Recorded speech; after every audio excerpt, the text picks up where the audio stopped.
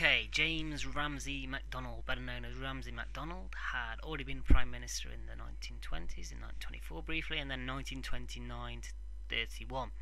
And then carried on as Prime Minister in the National Government after the Labour split and became a traitor to his party. So, how did he affect British policy in the early 30s? Well, less than you'd think. Although he was Prime Minister, he was steadily going senile and it became more and more incoherent, and Stanley Baldwin had to step in on occasions, and he was more of a guy in the hand in the country than MacDonald.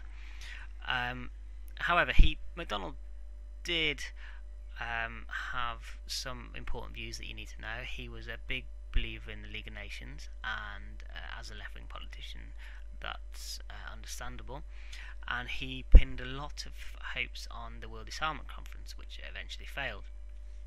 But even after that, when Hitler had pulled out the League of Nations as well, he still believed that their just grievances, that were unfairly pushed upon them at Versailles, could be dealt with by negotiation.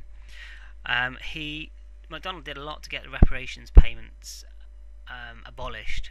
In 1933 at Lausanne, he asked for a one-off payment in response to Germany, the threat of Hitler, and the politicians of the Weimar government saying that they needed to actually abolish reparations, otherwise Hitler would come into power. Well, they didn't. They asked for one more payment before they abolished them, which didn't actually help, because Hitler eventually, as you know, got into power. But that meant that reparations were effectively done with at that point, and I don't think the final payment was ever paid. So Manchuria was also under MacDonald's rule, and that could be seen as the first policy of appeasement, the first time the policy of appeasement was put into practice, letting Japan get away with taking Manchuria. And obviously German rearmament was under his rule, both the secret rearmament from 1933 onwards, Hitler's secret rearmament from 1933 onwards, and then from March 1935, when Hitler had announced that he was rearming and conscripting.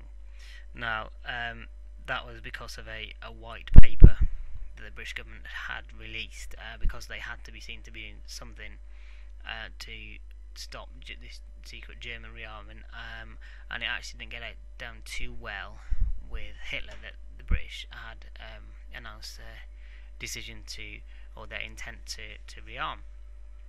And after that, Hitler announced that he was openly rearming, and he was going to introduce conscription, and they got submarines and a Luftwaffe.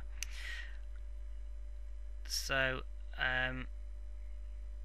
the Anglo-German naval agreement was the final thing that he had anything to do with, although it actually was signed 3 weeks after he'd swapped positions with Baldwin and had stopped being Prime Minister. But I suppose a lot of it was done under his premiership. How much he knew about that towards the end is debatable. The only other thing that you need to know about Ramsay MacDonald is that he was a pacifist in World War One, and he was often condemned as a pacifist later on in his life.